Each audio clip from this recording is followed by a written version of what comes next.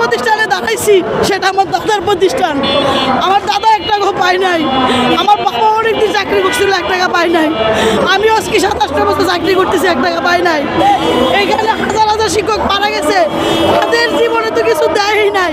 যারা বেঁচে আছে নতুন প্রজন্ম, আমি বলবো তারা 3 প্রজন্ম, মানুষ তো 41 বছর বাঁচে না।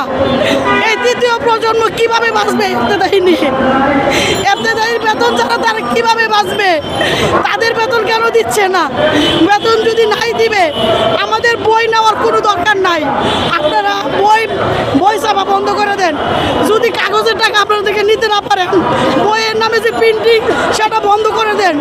এখন থেকে আমরা কোনো পরীক্ষা নিব না, আমরা সরকারের কাছ থেকে বই নিব না।